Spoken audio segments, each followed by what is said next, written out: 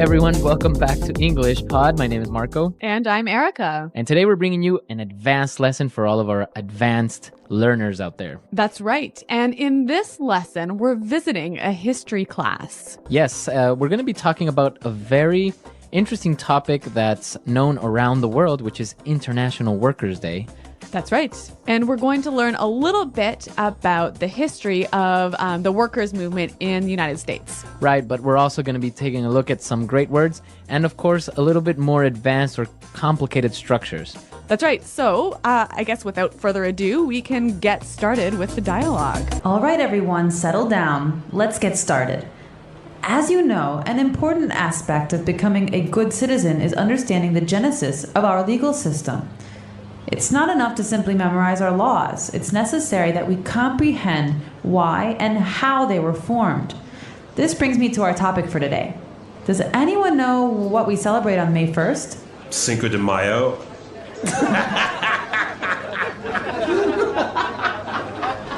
No, that's May 5th in Spanish, James. No wonder you're failing my Spanish class.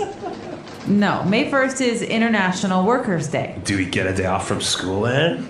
No, it is not considered to be a national holiday here in the U.S., but in other countries it is. Oh, man. In the 19th century, working conditions were appalling, with workers being forced to work 10, 12, and 14 hours a day. Support for the 8-hour workday movement was growing rapidly, despite the indifference and hostility of many union leaders. And by April 1886, 250,000 workers were involved in the May Day movement. Previous legislative attempts to improve working conditions had failed, so labor organizers took drastic measures. They passed a resolution stating that 8 hours would constitute a legal day's work. And on May 1st, 1886, the resolution took effect. Cool. Is that why we only work 8 hours now? Yes, but the happy ending came at a high price. On May 3rd, 1886, police fired into a crowd of strikers at the McCormick Reaper Works factory, killing 4 and wounding many. A mass meeting was called for the next day to protest the brutality. And then what happened? Well, as we say, the rest is history. All right, so we were in a history class and we learned something new, something interesting, right? Yeah, International Workers' Day. It says it's not celebrated in the U.S., but in many other countries it is. Right, on May 1st, a lot of people have a day off, so that's always good. Yes. All right, so why don't we take a look at some of the words that we saw in this dialogue, which were maybe a little bit different or difficult in language takeaway. Language takeaway. All right, we're just going to look at 5 words here. And the first one, we talked about the genesis of the movement. Right, Genesis. Genesis. Okay, so many of you may know that Genesis is a book in the Bible, right? That's right. And that's where this word comes from. It's the first book in the Bible. So it's the beginning. Or the origin. So that's a genesis. So the genesis of our legal system, you would say. Right. Or the genesis of this problem. So it's the origin. Yeah, it's a little bit of a formal word, isn't it? Yeah, I guess maybe you can say the origin or the beginning. Yeah, but maybe in an academic setting, you can talk about the genesis. Yes, very good. All right, what do we have next? Well, one of the reasons why the workers' movement got started was because of the appalling working conditions. Appalling. Appalling. If something is appalling, it's shockingly bad. very, very bad. Yeah. So now if something is appalling, like the working conditions were appalling, That's right. you would feel appalled. Exactly. I'm appalled at your behavior. Okay, so it's almost like you are disgusted. Yeah, that's right. Yeah. Very, very strong word. Yeah, very strong. Okay, so the working conditions were appalling and people were setting up this movement, right? But what happened? They met some hostility. Hostility. Hostility. Hostility from the police, right? That's right. So what is hostility? Hostility is the state of receiving an unfriendly reaction. Okay. They acted in a very unfriendly way, and it also suggests, a hint of violence even. Okay. Yeah. Yeah. So if somebody is hostile, they can maybe be aggressive and maybe to a point violent. That's right. Okay. So a hostile person. Yeah, or a hostile environment, a dangerous environment. Okay, hostility, hostile. Very good. Yeah. Now, because of these appalling working conditions, the labor movement decided to take drastic measures. Drastic measures. Yeah, drastic measures. This is a really wonderful phrase, and I think it would help us to listen to a few examples of this phrase in use. Example 1. The president was faced with some difficult decisions and was forced to take drastic measures to solve the crisis. Example 2. The police took very drastic measures to control the protesters outside the government palace. So we understand drastic measures as extreme actions or decisions, right? Yeah, exactly. I think there's a saying that says desperate times call for drastic measures. No, desperate times call for desperate measures. Oh, dang. Well, okay, but it goes around there somewhere, right? Something like that. If you really have an emergency, you need to do something drastic. You have to take drastic measures, or you can even say take drastic action. Okay, very good. And what about our last word? After the protests ended in violence, people started to get angry because of the brutality the police showed. Okay, brutality. Brutality. So again, maybe brutality and hostility are maybe similar, right? A little bit similar. So brutality is the state of being harsh or very forceful. Okay, so brutality. Now, we also use the word brutal. Right. So that means harsh or very forceful. Now, sometimes we can use that word, but not in a harsh or forceful way, right? Yeah, and it's quite, I might say something like, oh my God, that test was brutal. It was brutal or... So it was really hard or really difficult. Right. So that's what you're saying with this word, that it's very hard or it was very intense. Yeah, maybe one more example. Okay, so for example, I can say, oh, I went for a run today and it was brutal. I'm so tired. So it was really difficult. Yeah. Brutal. And Marco, is this something that's used by everyone? That phrase, brutal, using in that context would be for younger people maybe. Not really, you wouldn't really hear older people using it like so that. It's a little bit slangy. Yeah. Okay. All right. Great. So those are 5 interesting vocabulary words. As Marco mentioned, we want to look at some more difficult structures now in Fluency Builder. Fluency Builder. Okay, so we have some phrases that we saw in this dialogue. And, well, let's start with the first one. Well, the teacher opens his discussion by talking about how an understanding of the legal system is an important aspect of being a good citizen. Okay, an important aspect. An important aspect. So, well, maybe we know the word important, right? So what's Obviously. an aspect? A part of something, an important part of something. Okay, so the teacher started with an important aspect of and then specified the idea or what part it belongs to. Right, so it usually follows this form. Noun is an important aspect of noun. Okay. So, for example, quality control is an important aspect of keeping customers happy. Okay, perfect. A part of. Very good. So aspect sounds a little bit more formal or just a lot more intelligent, right? Yeah, professional. And actually, it's a wonderful way of setting up your idea. So the teacher said that it's an important aspect of understanding the legal system was understanding its origins or its genesis. Yep. And then she moved on and said that it's not enough to simply memorize laws. That's right. It's not enough to simply do something. Okay. So the beginning of this sentence, it is not enough to simply something. By starting a sentence like this, you are indicating that more is required, right? So here, it's not enough to simply memorize the laws. We're saying that most people just memorize the laws, but they need to go further. And understand them. Exactly. Another example would be, it's not enough to simply pass your exams. You must get good grades as well. Right. Or maybe in a business context. It's not enough to simply satisfy your customers. You must impress them. Okay, very good. So that's a very good way of starting out this idea of more is required. That's right. More is required. All right.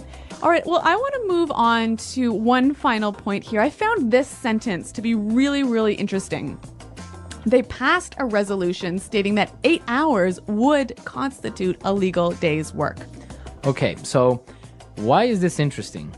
Well, I found that, there's 2 verbs going on here. They passed a resolution that 8 hours would constitute a legal day's work. So we've got 2 verb times going on here at the same time. And I'm wondering about this one would. Okay, so what's happening here? Obviously, this happened in the past. It's like about 100 years ago, right? Right. So the resolution was passed 100 years ago. Right? So this is going on in the past. Right. But there was a future action that was going to happen in consequence of this. Right. So the resolution stated that 8 hours would constitute. So that's like the primary action was the passing of the resolution. And the result is this sort of this event that happens in the past but is a future event to the first primary event. Does that make any sense at all? So this is called the future in the past, right? That's right.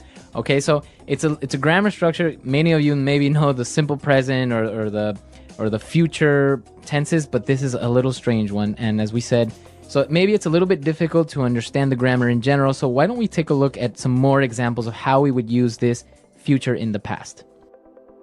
Example 1. The president said that he would cut taxes by 5%. Example 2. I made a promise that I would not smoke anymore. Example 3. Carl told me he would buy a new car. Okay, so now I think it's clear this whole idea of the future in the past, and we'll also be answering any questions on the site if you have any problems, right? That's right. Okay, so why don't we listen to the dialogue one more time, and then we'll come back and talk about this holiday, which is the International Workers' Day. All right, everyone, settle down. Let's get started. As you know, an important aspect of becoming a good citizen is understanding the genesis of our legal system. It's not enough to simply memorize our laws. It's necessary that we comprehend why and how they were formed. This brings me to our topic for today. Does anyone know what we celebrate on May 1st? Cinco de Mayo.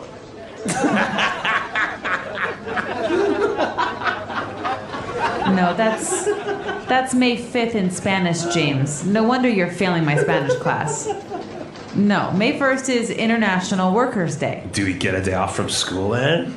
No, it is not considered to be a national holiday here in the U.S., but in other countries it is. Oh, man. In the 19th century, working conditions were appalling, with workers being forced to work 10, 12, and 14 hours a day. Support for the 8-hour workday movement was growing rapidly, despite the indifference and hostility of many union leaders.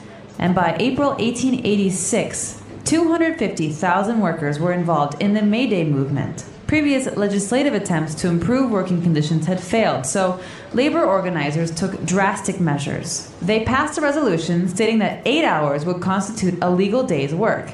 And on May 1st, 1886, the resolution took effect. Cool. Is that why we only work 8 hours now? Yes, but the happy ending came at a high price. On May 3rd, 1886, police fired into a crowd of strikers at the McCormick Reaper Works factory, killing 4 and wounding many. A mass meeting was called for the next day to protest the brutality. And then what happened? Well, as we say, the rest is history.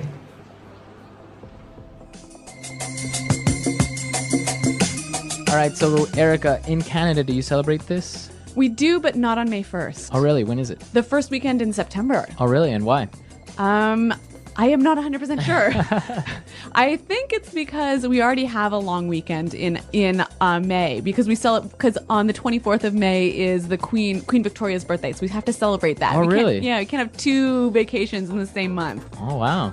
Well, yeah, I mean, it's not productive, right? Exactly. Well, what about in Ecuador? Yeah, we do. On May 1st, it's a holiday, and we actually have 2 holidays in May as well, because on the 24th, we actually celebrate the Battle of Pichincha, which is one of the decisive battles for the independence of Ecuador. So we don't mind having 2 holidays in the same month. Well, it sounds like Ecuador has a better holiday schedule than Canada. So No, it yeah. is. So yeah, on May 1st, people take vacations, or companies usually on May 1st will do something special for their employees. Oh, that's kind of a nice gesture, isn't it? Yeah, so it's like it's Workers' Day, so they'll set up maybe a barbecue or a trip or something like that. So that's what usually happens on May 1st. Great. Well, what about in your country's listeners? Do you celebrate May Day? May Day. Yeah. May 1st, right? The English Pod Audio Review. Listen to the meaning, then say the vocabulary word. Relax. Become calm. Settle down. Part. Aspect. Origin. Beginning. Genesis. Understand deeply. Comprehend. The day that all people in a country will be on holiday. National holiday. Terrible, horrible, shocking. Appalling. Showing no interest in. Indifference. The attitude of treating something as enemy. Hostility. Relating to legal system. Legislative. Sudden and severe. Drastic. A formal document stating the wishes of a group. Resolution. Form. Consist. Constitute. Violent treatment or behavior. Brutality. Shoot guns into a place. Fire into.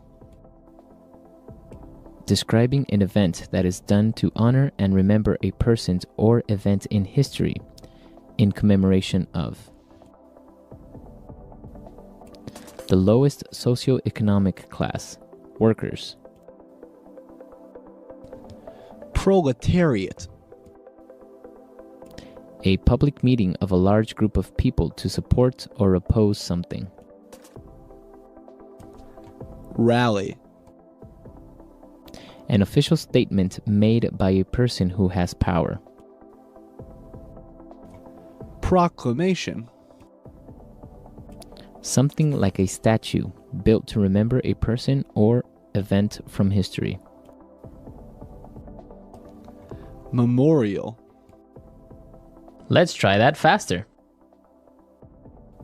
Shoot guns into a place. Fire into. Terrible, horrible, shocking. Appalling. Form. Consist. Constitute. Relax. Become calm. Settle down. Violent treatment or behavior. Brutality. Relating to legal system. Legislative. The attitude of treating something as enemy.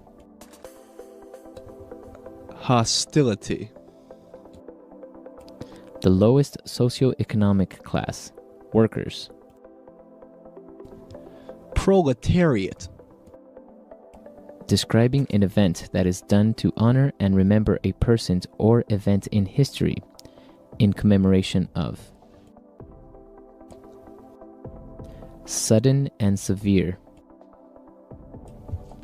Drastic. Part. Aspect. Origin. Beginning. Genesis. A formal document stating the wishes of a group. Resolution. Something like a statue built to remember a person or event from history. Memorial. The day that all people in a country will be on holiday. National holiday. An official statement made by a person who has power. Proclamation. Showing no interest in. Indifference. A public meeting of a large group of people to support or oppose something. Rally. Understand deeply. Comprehend. Now say the word and hear it in a sentence. Genesis.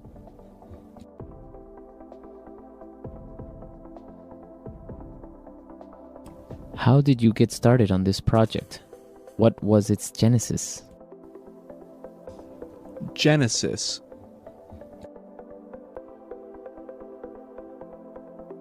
We need to identify the genesis of this problem. Genesis.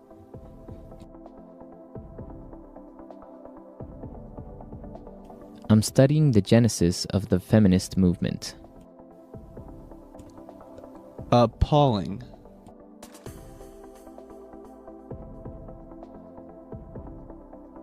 The way those poor children have been treated is just appalling. Appalling.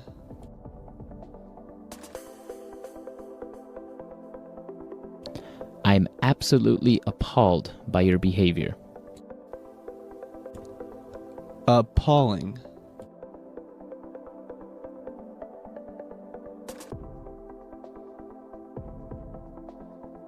The service in that restaurant was appalling. It took 45 minutes for them to bring us our wine. Legislative.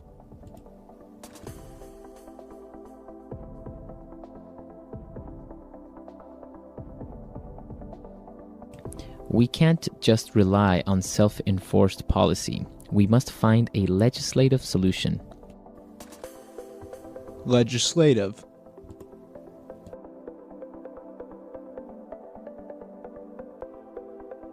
I don't know much about the legislative process in the US. Legislative.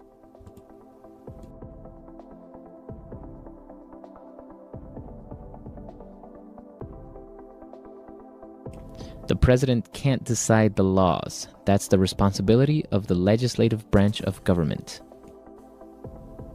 Resolution.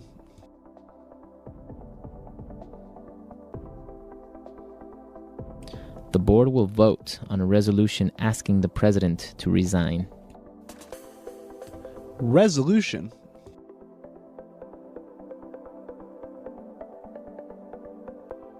The UN Security Council passed a resolution regarding the Middle East. Resolution.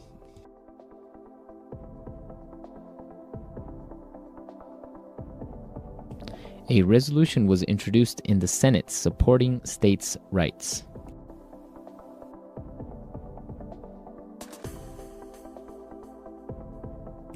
We've got to take drastic measures. I think we should cut off his leg.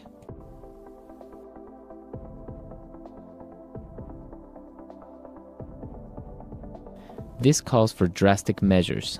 I'm declaring a state of emergency.